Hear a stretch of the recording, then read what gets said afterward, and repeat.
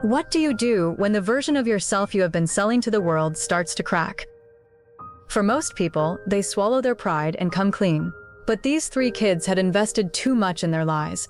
To them, it was not just a story anymore, it was their entire identity. And they were willing to do whatever it took to protect it.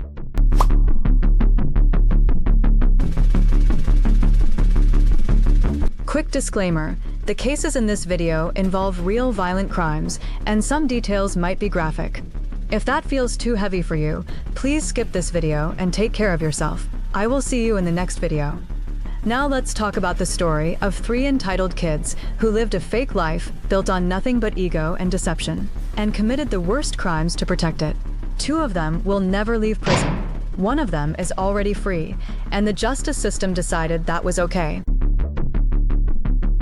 Our first case takes us across the Atlantic to the village of Melling in Merseyside, just north of Liverpool, England. And it begins not with a crime, but with a lie so large, so detailed, and so completely constructed from nothing, that when it started to collapse, 18-year-old Brian Blackwell felt the only reasonable response was murder.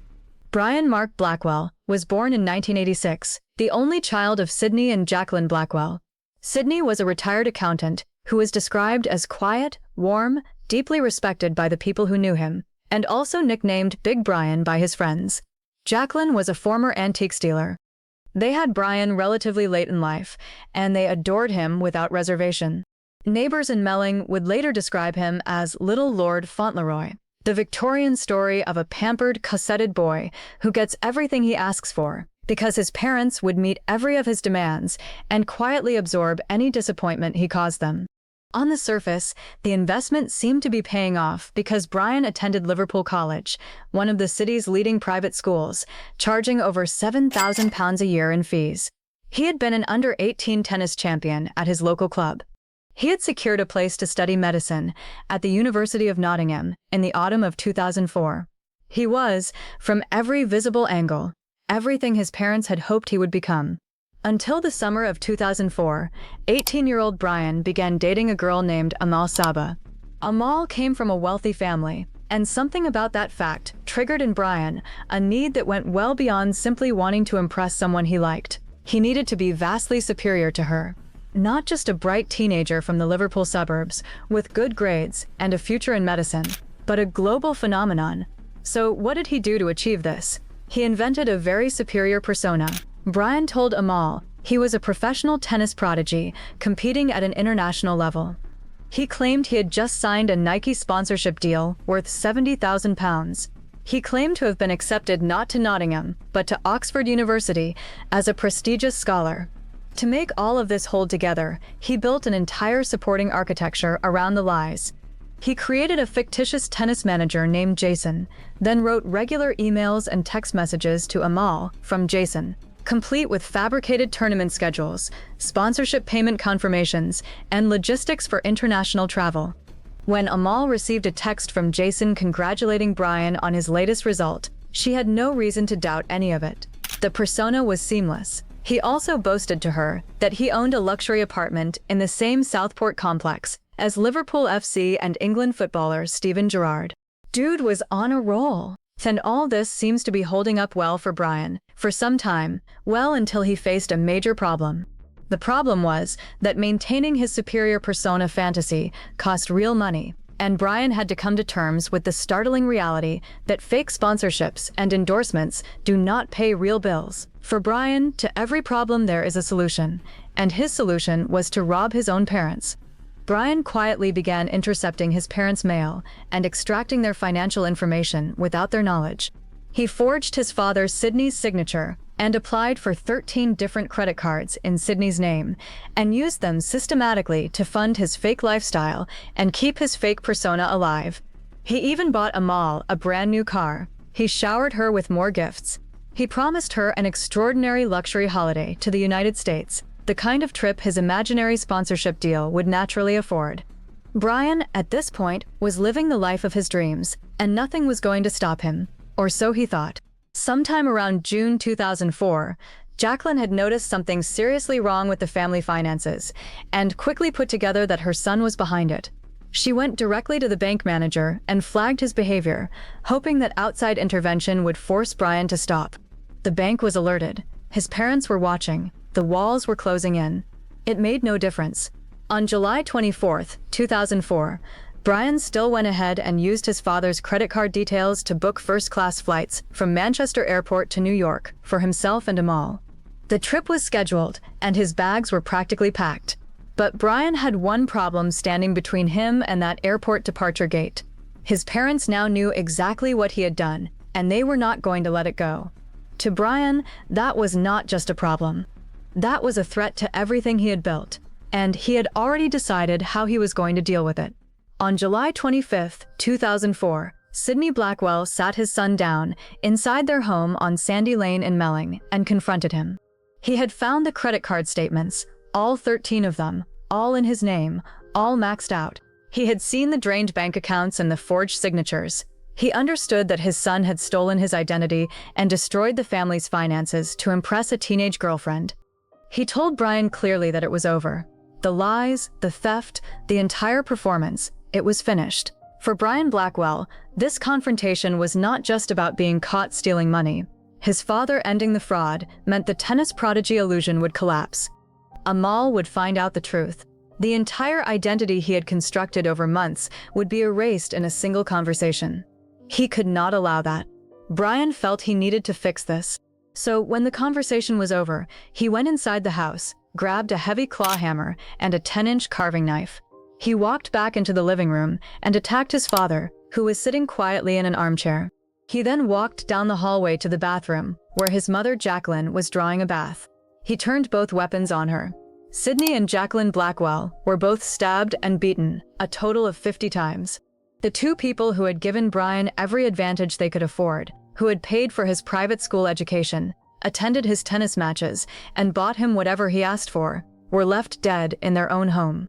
What Brian did immediately afterwards is the detail that brought chills to my bones when researching this case. Minutes after he had murdered his parents, Brian proceeded to wash his parents' blood from his hands. He disposed of the claw hammer and the carving knife so thoroughly and completely that police would never recover either weapon. And then he sat down at the computer and confirmed the flights and went to sleep. The next day, he left to pick up his girlfriend Amal and then drove her back to the house. While she waited in the car, he walked through the front door, stepped around the crime scene where his parents lay, went upstairs, packed his bags, collected his passport, and walked back out to the car with a smile on his face. Then he boarded the plane to New York. For the next several weeks, Brian Blackwell lived out the fantasy in full. He and Amal stayed in a suite at the Plaza Hotel in Manhattan. They flew to Miami. They went to San Francisco. They traveled to Barbados. Brian paid for every luxury dinner and every 5-star hotel room using the same credit cards he had murdered his parents to keep. He spent over £30,000. Whenever Amal asked about his parents, Brian told her they were on an extended holiday in Spain and were completely unreachable. She had no reason not to believe him. She was entirely unaware that she was on holiday with a murderer. I'll show you the bathroom with our own little television, shower, and jacuzzi. And we have our own little dressing table. That's me, hello. And that's me. And this is our view at night. Don't know if you can see anything. The couple returned to the United Kingdom in mid-August. Brian moved into Amal's family home, continuing the performance. But back in Melling, 6 weeks had now passed since the murders. Neighbors had not initially raised any alarm because the Blackwells regularly holidayed in Spain, and the quiet house was not unusual. Well, until the stench coming from the house started becoming too much to bear, and with the accompanying flies that appeared on the inside of the front windows, was now thick and visible from the street. This prompted a neighbor to finally call the police. On September 5, 2004, officers forced entry into the family home, only to find the heavily decomposed bodies of both parents, with Sydney still in the living room, armchair with his spectacles clutched in his hand, and Jacqueline found face down on the bathroom floor. The state of decomposition was so severe that investigators initially believed both of them had been shot. Investigations started immediately, and Brian, Bang their only child, was quickly brought in on September 8, 2004. He was located at Amel's house in Childwall, Liverpool.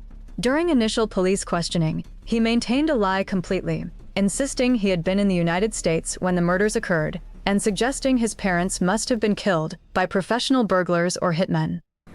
I'm here, obviously because the police suspect me for doing this. I've been asked a number of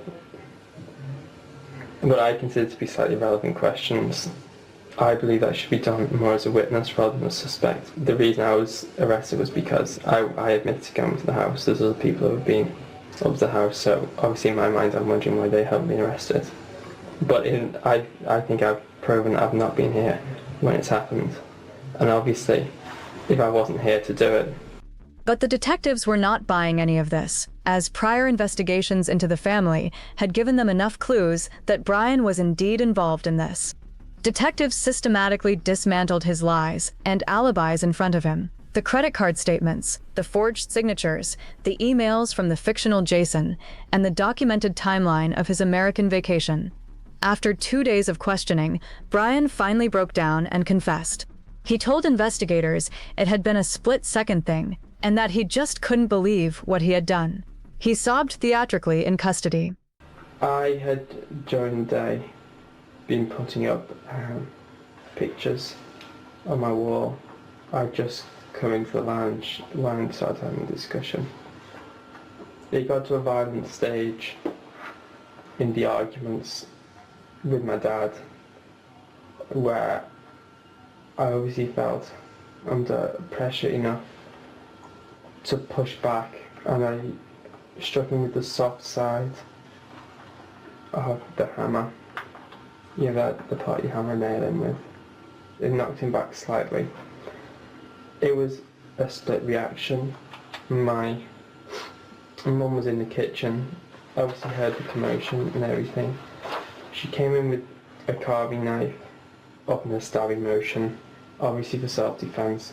I swung more than anything, swung the hammer just to get myself free. I'm not sure who exactly I've struck, where, how many times or anything. And I remember I did take the knife. I just should have my dad lying in his seat. And there was some blood coming up. My mum said, "What did you do, Boo?" I spoke to him for a bit and told him I still loved him. I probably believed what I'd done. I saw my mum and she's alive. When you say she's in... She didn't look cold or like a dead person. I thought she may still be alive. For some reason I can't honestly explain. I pulled this bathroom.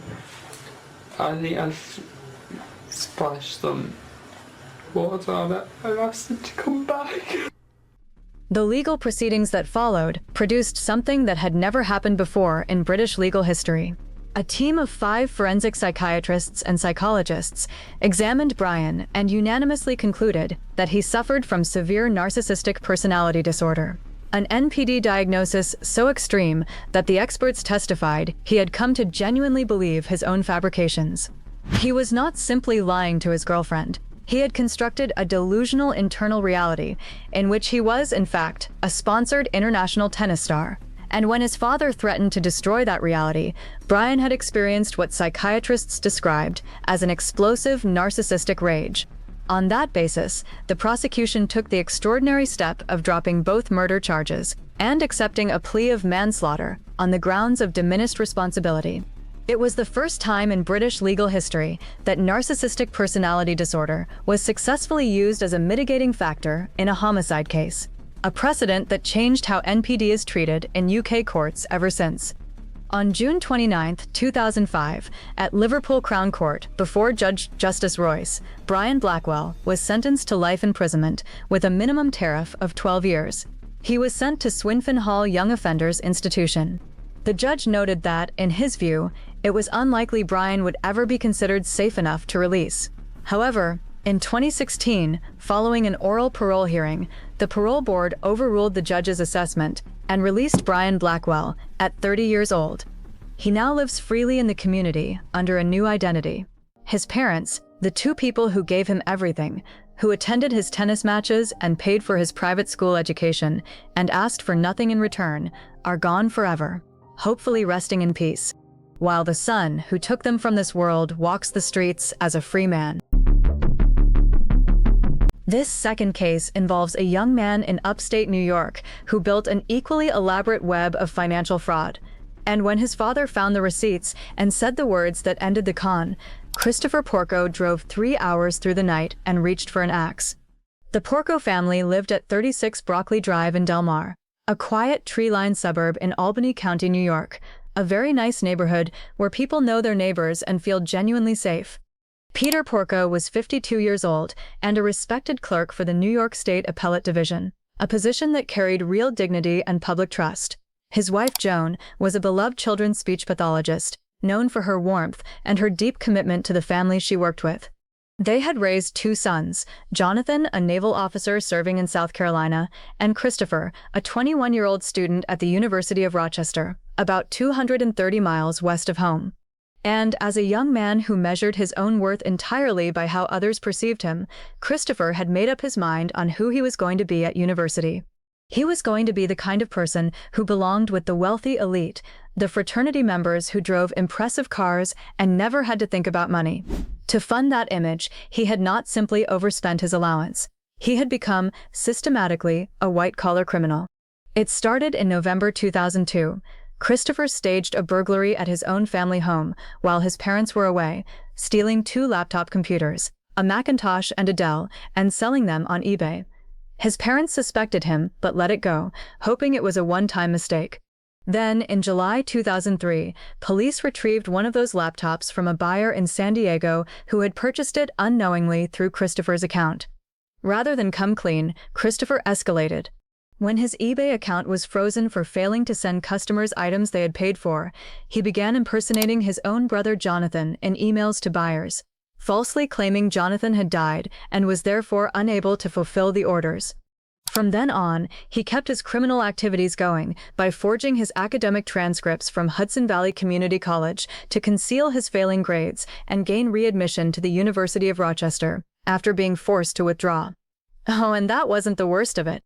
At a time, he sat his father down and told him he needed a $2,000 loan to pay his university tuition.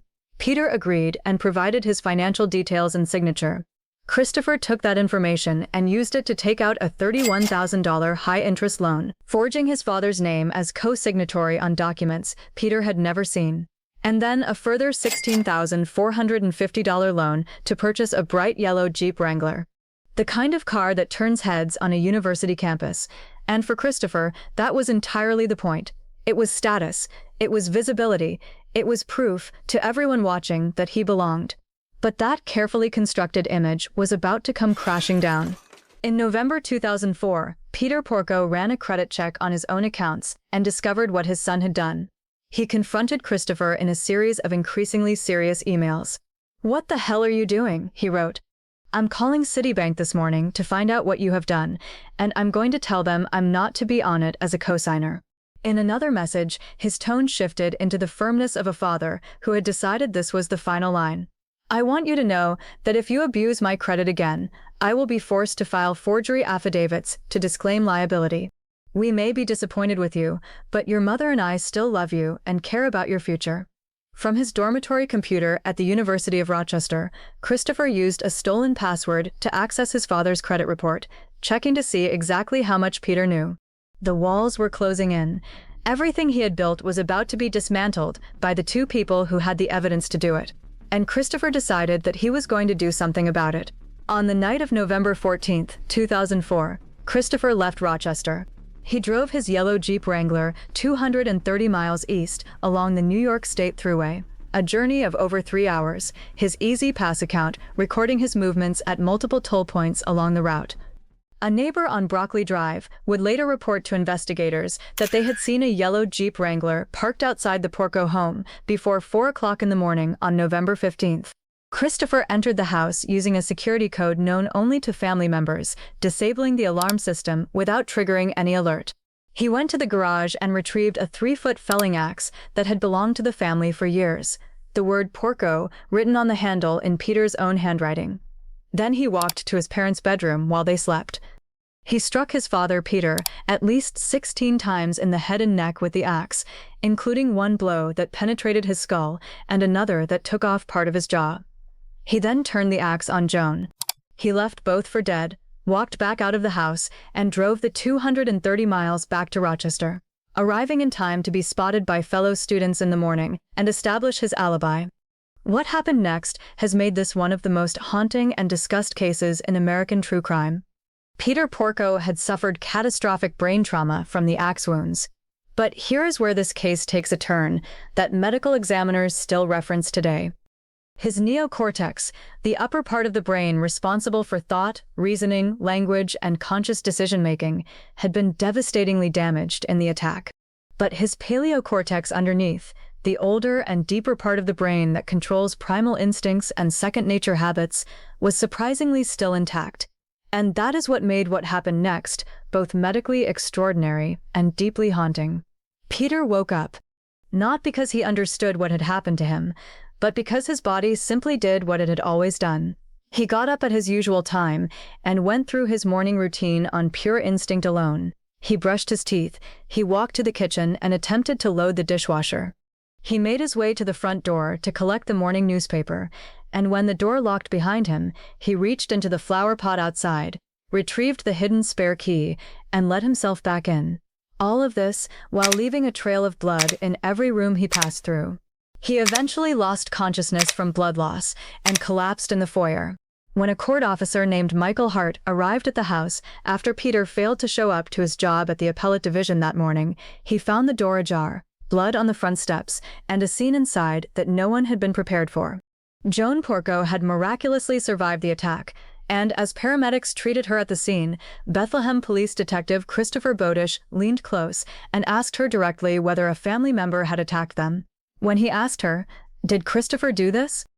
Joan nodded clearly and squeezed his hand. That nod became one of the most discussed and contested pieces of evidence in the entire case. Because when Joan eventually emerged from her medically induced coma, having survived with one eye and severe facial disfigurement that would be permanent, she had no memory whatsoever of the attack. She not only failed to identify her son, but she also became his most vocal defender. She wrote a public letter to the Albany Times-Union, urging police to leave Christopher alone and find Peter's real killer. She appeared at his bail hearing in 2005, visibly scarred, to support him. After he was arrested as the prime suspect for his father's death, she stood by him at the trial. It was one of the most heartbreaking things the community ever had to watch. Christopher's behavior after the attack only deepened the case against him. When detectives informed him that his father was dead and his mother had been mutilated, he showed no grief. He kept repeating, "Is this a joke?" without shedding a single tear. While Joan remained in hospital recovering from surgery, neighbors observed Christopher calmly washing his yellow Jeep Wrangler in the driveway of the family home on Broccoli Drive, an act investigators believed was an attempt to remove blood spatter or toll booth residue. And thankfully, the EZ Pass records placed him on the thruway the night of the murders. Investigators traced the IP address used to check Peter's credit report in the weeks before his death directly to Christopher's dormitory computer at the University of Rochester. And forensic testimony established that Christopher, who had worked part-time at a veterinary clinic, had received specific training in how to thoroughly clean surfaces following animal surgeries, which may have explained the absence of his DNA from the recovered axe. Because of the intensity of the media coverage in the Albany area, the trial was moved south to Goshen in Orange County, New York, to ensure an impartial jury. The proceedings lasted 21 days under Judge Jeffrey G. Berry. Christopher maintained his absolute innocence throughout, presenting himself as a devastated son wrongly accused, and his mother Joan sat in the courtroom to support him publicly, defending the man who had nearly killed her. On August 10, 2006, the jury found Christopher Porco guilty of second-degree murder for his father's death and attempted murder for the attack on his mother. On December 12, 2006, Judge Jeffrey Berry sentenced Christopher Porco to 25 years to life on each count, totaling a minimum of 50 years in prison before any parole eligibility. At sentencing, Barry told the court, "I fear very much what happened in the early morning hours of November 15th is something that could happen again." Christopher Porco, refusing to accept his sentencing, went ahead to appeal the case. Thankfully, the Appellate Division, the New York Court of Appeals, and the United States Supreme Court all declined to hear his case without comment. He continues to file new motions and continues to maintain his innocence, going as far as sitting down with News 10 ABC in December 2022 to tell them directly that he did not do it, a position he has held without a single deviation for nearly 2 decades. Did he do it? No, I had nothing to do with this whatsoever. It's abhorrent. It's inconceivable. He is currently 42 years old and incarcerated at Clinton Correctional Facility in Dannemora, New York. He will not be eligible for parole until December 2052. Joan Porco, the mother who lost one eye and part of her skull to the axe her son swung at her, continues to believe in his innocence and has come to his legal defense as recently as 2022. Christopher Porco wanted to be the kind of young man who drove a yellow Jeep Wrangler and belonged at the wealthy end of his university social world. He traded his father's life and his mother's face for that image. The Jeep was later repossessed. The image was never real. And he will be in his 60s before he even has the right to ask a parole board for a second chance. While Brian Blackwell killed to protect a lie he had told a girlfriend, and Christopher Porco killed when the financial fraud behind his image was about to be exposed. Our final case is different, and in some ways more unsettling than either of them, because Ashton Sachs was not only protecting a lie, he was punishing people he believed had already seen through him and found him lacking. Ashton Sachs grew up in San Juan Capistrano, an affluent coastal community in Orange County, California, in a household that gave him a level of material privilege most people never come near. His father, Bradford, known to everyone as Brad, was 57, a well-known entrepreneur and the son of a local surfing legend. His mother, Andra, was 54 and a self-made real estate mogul worth an estimated $80 million. The couple had divorced at some point, but had reconciled and were living together again under the same roof, raising their 5 children in a multi-million-dollar estate on Pepper Tree Bend, one of the most exclusive addresses in Orange County. They had built successful businesses, they had money, and they had, by every measurable standard, provided Ashton with a life that most people would be grateful for every single day. Ashton was 19 at the time and already living in a $1.1 million condominium in Seattle, Washington, funded entirely by his parents. He was supposed to be attending North Seattle College, but had long since dropped out, spending his days smoking marijuana and cycling through an obsessive internal narrative about how his family had failed and undervalued him. He had previously made an attempt on his own life and became deeply convinced that his mother's response to that moment had been dismissive, which to him was proof enough that the people funding his entire existence simply did not care whether he lived or died. Despite the condo, the money, and every advantage his parents provided, Ashton had settled into a fixed belief that he was the least loved child. He was the one they would discard when it was convenient. And he decided that if that was how they saw him, they were going to pay for that with their lives. So he started planning. The plan he formed was not impulsive. In fact, it was so detailed, well-researched, and carried out with a cold deliberateness that Orange County prosecutors at his proceedings described as a military-style operation. Weeks before he executed his plan, Ashton had walked into a gun store in Seattle and legally purchased a Savage Arms .22 caliber semi-automatic rifle. He later explained to investigators that he had specifically chosen to make the 1,200-mile journey to Orange County by car because he knew he could not bring the firearm on a commercial flight. Before he left Seattle, he searched his phone for information about insanity defenses and parole terms.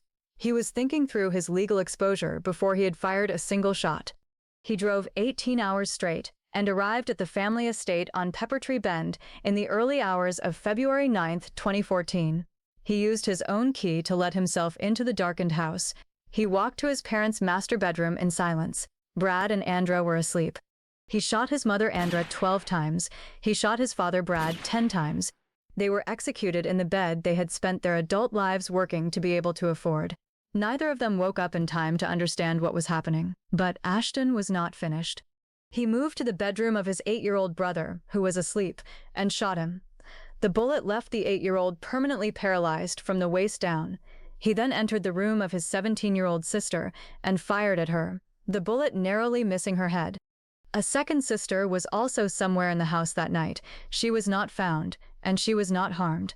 Ashton left the house, drove to a commercial property owned by the family in Santa Ana, and parked his car there, with the murder weapon locked in the trunk. He called a taxi, rode to John Wayne Airport in nearby Santa Ana, and boarded a flight back to Washington State. He also arranged separately for his car to be shipped from Santa Ana back to him in Seattle, an attempt to physically distance himself from the ballistic evidence in the trunk. Back in California, Ashton returned and put on a very calculated public performances. He visited his 8-year-old brother in the hospital, the one he had just paralyzed, and sat at his bedside. He attended his parents' funeral and stood at the podium to deliver a tearful eulogy, calling Brad and Andra perfect and describing them as his heroes. He wept openly and visibly in front of everyone assembled. He was weeping for the 2 people he had personally shot a combined 22 times while they slept in their bed. They were just absolutely perfect for each other. They were the perfect team. She was just an incredible person. And she did more in her 54 years than most people can do in 10 lifetimes. They left behind just one of the strongest and tightest families, the closest families they could have ever wished for. When Orange County Sheriff's investigators confronted Ashton directly, he initially tried to control the conversation. He told detectives, calmly, almost playfully, that his final answer was that he had been in Washington State on the night of the murders. The phrasing, investigators noted, was oddly game show-like for someone whose parents had just been killed. The game, however, ended when investigators revealed they had surveillance footage from John Wayne Airport, placing him there on the morning of February 9th.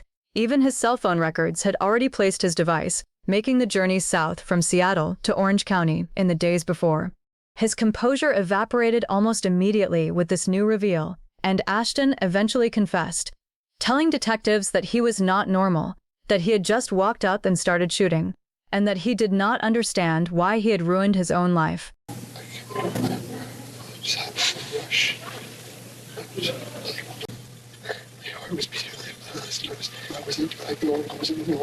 What followed in the legal proceedings added a final, revealing layer to the portrait.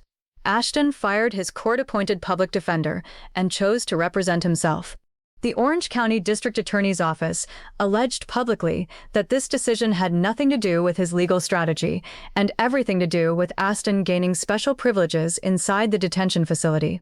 As a self-represented defendant, he received access to unlimited phone calls, which, according to prosecutors, he then used to barter with other inmates in exchange for 3-way calls. He was not looking for justice from inside the jail. He was managing his social life. On October 14, 2016, Orange County Superior Court Judge Greg Prickett sentenced Ashton Sachs to 4 consecutive life terms, 2 of them without any possibility of parole, plus an additional 100 years in state prison, structured with the specific intention of ensuring that he could never, under any combination of sentencing guidelines or future legal changes, be released. Ashton Sachs is currently serving his sentence at Ironwood State Prison in Blythe, California. His older brother Miles took legal guardianship of the 4 surviving siblings and has spent the years since holding what remains of the family together, a weight no one should ever have to carry the way he inherited it. Miles himself later faced serious health difficulties of his own, including kidney failure, continuing to prioritize his siblings even while fighting for his own survival. And Landon, the 8-year-old Ashton shot and left permanently paralyzed, grew up. He became a competitive wheelchair tennis player. By the time he was a high school senior, he was ranked 17th nationally in the sport and had earned a full tennis scholarship to the University of Arizona. His parents would have loved to see that. Ashton made sure they could not. And this concludes the case of 3 kids who burned everything down, rather than let anyone see the lie behind the curtain. They had every advantage, every opportunity, every reason to be grateful, and none of it was enough to outweigh their ego. One of them served 12 years and walked free. 2 of them will die in prison. Same impulse, completely different endings. Which raises the question, when it comes to crimes like these, do you think the justice system ever truly gets it right? Drop your thoughts in the comments. I genuinely want to know which of these 3 cases stayed with you the most. And if you have not watched part 1 yet, it is linked on the screen. Thanks for watching, and stay tuned for part 3 of The Rich, Spoiled, and Evil Kids.